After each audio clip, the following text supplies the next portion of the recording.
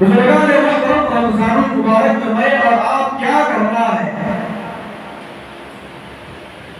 فضائل اعمال کے اندر حضرت شیخ زکریا علیہ الرحمہ بہت زبردست واقعہ نقل کیا. اس واقعے کو سننے کے بعد سب سے پہلے مجھے بتائیے کہ کون کون عمل کریں گے، کون کون عمل کریں گے اس واقعے کو سننے کے بعد؟ ارے انشاءاللہ تم بولو نا، یہ تو واقعہ آگے بتاؤں گا کیا ہے، اللہ والے کی زندگی کیا تھی، رمضان المبارک کو کیسے گزارتے تھے. سب سے پہلے یہ نیت اور ارادہ تو کر لو کہ انشاءاللہ سب کا انشاءاللہ ہم بھی ان اکابرین کے نقش قدم پر چلتے ہوئے انشاءاللہ رمضان المبارک کا مہینہ ضرور گزاریں گے. انشاءاللہ میں بھی دم نہیں ہے. بزرگان محترم، حضرت مولانا خلیل احمد صاحب نور اللہ مرقدہ کون ہے؟ حضرت مولانا خلیل احمد نور اللہ مرقدہ بہت بڑے اللہ والے گزرے، بہت بڑے عالم دین گزرے. رمضان المبارک میں ان کی عبادت اتنی عبادت کیا کرتے تھے بزرگان محترم جس کا کوئی اندازہ نہیں ہے. وہ بہت زیادہ بیمار تھے، بہت زیادہ ضعف ہو چکے تھے، پیر کے اندر بھی درد داخل ہو چکا تھا، کھڑنے کی طاقت نہیں ہوتی تھی. جب کھڑتے تھے تو پیر میں درد آ جاتا، جب نماز کے لیے کھڑتے تو کمر میں درد آ جاتا تھا، جب نماز کے لیے کھڑتے تو ضعف کی وجہ سے، کمزوری کی وجہ سے بہت زیادہ تھک جایا کرتے تھے. کتاب کے اندر حضرت شیخ زکریا علیہ الرحمہ نے لکھا ہے کہ رمضان المبارک کے مبارک مہینے میں حضرت مولانا خلیل احمد صاحب نور اللہ مرقدہ مغرب کی نماز پڑھنے کے بعد نوافل میں مشغول ہو جاتے. اس میں مشغول ہو جاتے مغرب کی نماز ادا کرنے کے بعد نوافل کی نماز پڑھنے میں مشغول ہو جاتے اور ان نوافل کی نمازوں میں سوا پارہ پڑھا کرتے تھے. اتنا پڑھا آج ہمیں لوگ کا ایک گھنٹہ گھنٹے کے واسطے تراویح میں تیار ہیں. سال میں ایک مرتبہ اللہ موقع دیتا مکمل قرآن مجید سننے کا، ایک گھنٹہ سوا پارہ پڑھنے کے لیے لگتا ہے. آج بڑے افسوس کی بات ہے کہ آج ہمارے مسلمانوں کو صرف ایک گھنٹہ اللہ کے دربار میں کھڑے ہونے کے لیے طاقت نہیں ہے. کتنی بڑی شرم کی بات ہے. ارے 2 گھنٹے 4 گھنٹے آپ جائیے یہاں سے نکلنے کے بعد سموسے بیچنے والے 4 گھنٹے کھڑے رہتے ہیں، تربوز بیچنے والے 3 گھنٹے کھڑے رہتے ہیں، پپائی بیچنے والے 3 گھنٹے کھڑے رہتے ہیں.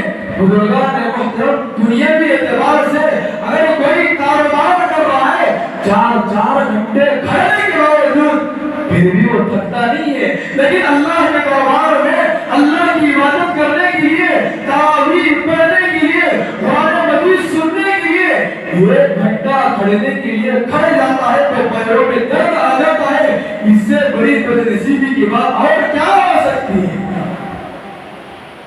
بہرحال بزرگان محترم، حالات حاضرہ پر اگر جاؤ گے تو فجر ہو جائے کہ آج امت کا حال کیا ہے.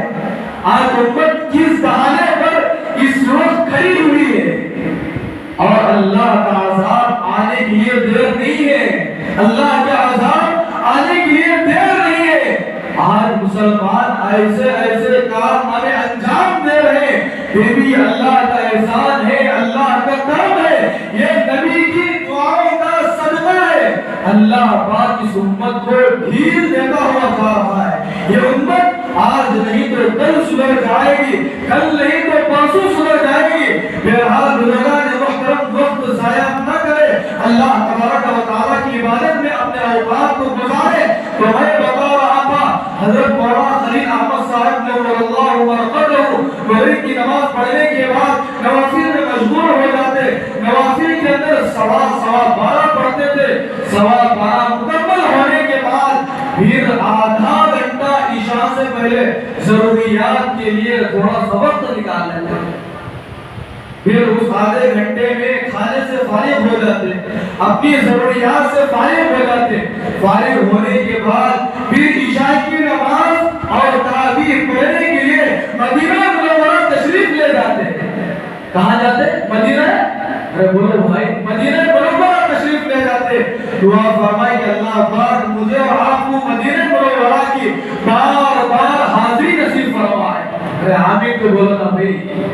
بہرحال بزرگان محترم کو میں بتا رہا تھا، عشاء کی نماز اور تراویح پڑھنے کے لیے حضرت مدینہ منورہ تشریف لے جاتے۔ تقریباً عشاء کی نماز اور تراویح پڑھنے میں 3 گھنٹے صرف ہوتے تھے۔ کتنے گھنٹے؟ صرف عشاء کی نماز اور تراویح پڑھنے میں 3 گھنٹے صرف ہوتے تھے۔ 3 گھنٹے عشاء اور تراویح پڑھنے کے بعد اپنے گھر کو لوٹتے تھے۔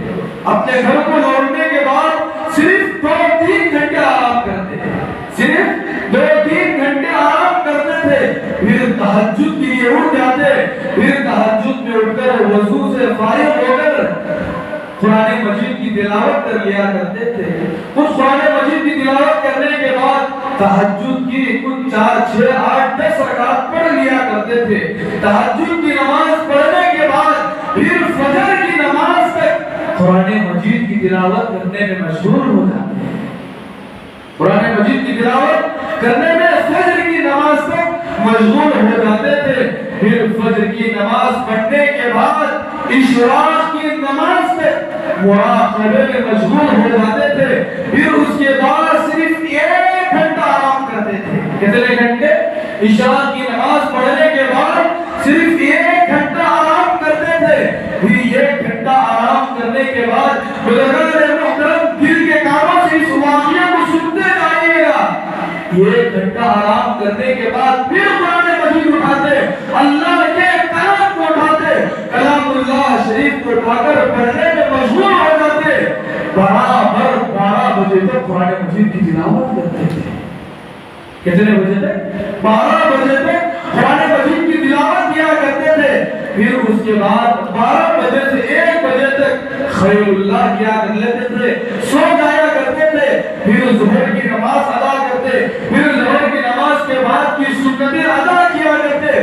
پھر سنتیں ادا کرنے کے بعد بزرگان محترم عصر کی اذان تک مسلسل قرآن مجید کی تلاوت پھر کرنے میں مشغول ہو جاتے۔ پھر عصر کی نماز پڑھتے۔ عصر کی نماز پڑھنے کے بعد پھر مغرب تک تسبیحات مشغول ہو جاتے ہیں۔ پھر عصر نو وہی معمول چلتا رہا۔ کتاب کے اندر حضرت شیخ زکریا علیہ الرحمہ نے لکھا ہے، یہ تو حضرت کا رمضان المبارک میں پابندی تھی۔ رمضان المبارک کے علاوہ سال بھر حضرت نوافل میں قرآن مجید کی تلاوت زیادہ کیا کرتے تھے۔ رمضان المبارک کے مہینے میں چونکہ بابرکت مہینہ ہے، فضیلتوں والا مہینہ ہے، رحمت والا مہینہ ہے، عزت والا مہینہ ہے، اس لیے حضرت مولانا خلیل احمد صاحب نور اللہ برکتہ رمضان المبارک کے نوافل میں اپنے رکعتوں کو طویل کر لیا کرتے تھے۔ بزرگان محترم، کیا آج کوئی دنیا کے اندر ایسا میکلال ہے جو اتنی عبادت کر کے مجھے دکھائے؟ کوئی ہے دنیا کے اندر؟